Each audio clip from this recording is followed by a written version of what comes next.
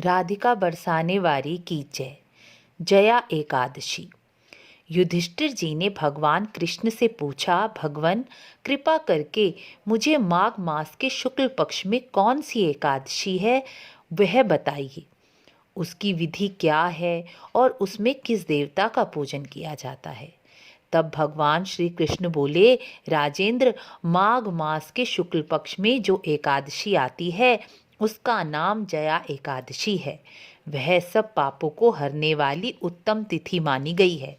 पवित्र होने के साथ ही पापों का नाश करने वाली तथा मनुष्य को भोग और मोक्ष प्रदान करने वाली है। इतना ही नहीं, वह ब्रह्म हत्या जैसे पाप और पिशाचत्व का भी विनाश करने वाली है। इसका व्रत करने पर मनुष्य को कभी प्रेत योनि में नहीं जाना पड़ता। इसलिए राजन, सभी मनुष्यों को प्रयत्न पूर्वक जया नाम की एकादशी का व्रत जरूर करना चाहिए। इसकी कथा इस प्रकार है।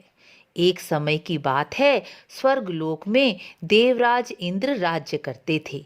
देवगण पारिजात वृक्षों से युक्त नंदन वन में अप्सराओं के साथ विहार करने गए। 50 करोड़ गंधर्वों के नायक देवराज इंद्र ने वन में नृत्य का आयोजन किया। गंधर्व उसमें गान गा रहे थे, जिनमें पुष्पदंत, चित्रसेन तथा उनका पुत्र ये 3 प्रधान थे। चित्रसेन की स्त्री का नाम मालिनी था।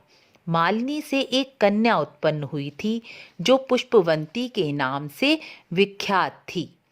पुष्पदंत गंधर्व को भी एक पुत्र था जिसको लोग माल्यवान कहते थे। माल्यवान पुष्पवंती के रूप पर अत्यंत मोहित था। वह दोनों भी इंद्र के मनोरंजन के लिए नृत्य करने आए थे। उन दोनों का गान हो रहा था। उसमें अप्सराएं भी थीं। परस्पर प्रेम के कारण वे दोनों मोह के वशीभूत हो गए। चित्त में भ्रांति आ गई, इसलिए शुद्ध गान ना गा सके। कभी ताल भंग हो जाता तो कभी गीत बंद हो जाता। इंद्र ने योग से इस प्रमाद पर विचार किया और इसे अपना अपमान समझकर क्रोधित हो गए।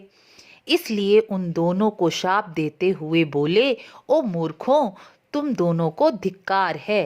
तुम लोग पतित और मेरी आज्ञा भंग करने वाले हो और तुम्हें बड़ों का भान भी नहीं रहा।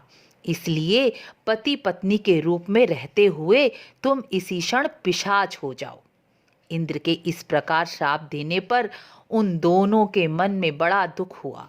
वह हिमालय पर्वत पर चले गए और पिशाच योनि को पाकर भयंकर दुख भोगने लगे। एक दिन पिशाच ने अपनी पत्नी पिशाची से कहा कि हमने बड़ा पाप किया है जिससे यह पिशाच योनि प्राप्त हुई है। नरक का कष्ट अत्यंत भयंकर है और पिशाच योनि भी बड़ी दुख देने वाली है। अब मुझे प्रयत्न पूर्वक पाप से बचना चाहिए। इस प्रकार चिंतामग्न होकर वे दोनों दुख के कारण सूखते जा रहे थे। देव योग से उन्हें माघ मास के शुक्ल पक्ष की एकादशी की तिथि प्राप्त हो गई। जया नाम से विख्यात वह तिथि सब तिथियों में उत्तम है। उस दिन उन दोनों ने आहार नहीं किया और सभी कर्मों का भी त्याग कर दिया।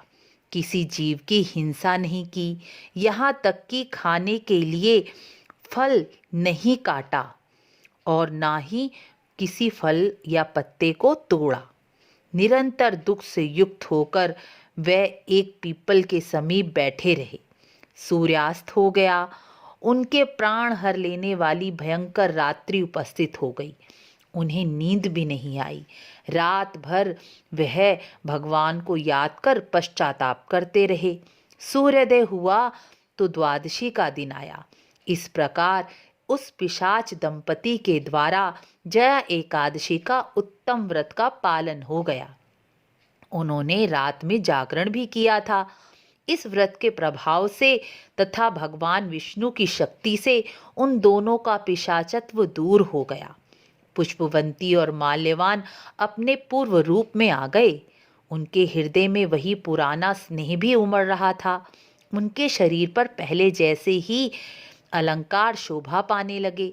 वे दोनों मनोहर रूप धारण करके विमान पर बैठकर स्वर्गलोक में चले गए। वहां देवराज इंद्र के सामने जाकर दोनों ने बड़ी प्रसन्नता के साथ उन्हें प्रणाम किया। उन्हें इस रूप में देखकर इंद्र को बड़ा आश्चर्य हुआ। उन्होंने पूछा, बताओ किस पुण्य के प्रभाव से तुम दोनों का पिशाचत्व दूर हुआ है? तुम मेरे शाप से पिशाच योनि में चले गए थे, यह मैंने खुद देखा है। फिर किस देवता ने तुम्हें इससे छुटकारा दिलाया? माल्यवान बोला, हे स्वामी, भगवान वासुदेव की कृपा तथा जया नाम की एकादशी के व्रत से हमारा पिशाचत्व दूर हुआ है। इंद्र ने कहा, तो अब तुम दोनों मेरे कहने से यही ऐश्वर्य भोगो। जो लोग एकादशी के व्रत में तत्पर और भगवान श्री कृष्ण के शरणागत होते हैं, वह तो हमारे लिए भी पूजनीय होते हैं। भगवान श्री कृष्ण स्वयं कहते हैं, राजन, इस कारण एकादशी का व्रत अवश्य ही करना चाहिए। निप्रश्रेष्ठ जया एकादशी ब्रह्म हत्या का पाप दूर करने वाली है। जिसने जया नाम की एकादशी का व्रत किया, उसने सब प्रकार के दान दे दिए और संपूर्ण यज्ञों का अनुष्ठान भी कर लिया। इस कथा के पढ़ने और सुनने से अग्निष्टोम यज्ञ का फल मिलता है। कथा पूर्ण हुई। वीडियो को लाइक, शेयर, सब्सक्राइब अवश्य करें और ये कथा सब तक पहुँचाएं। राधे राधे।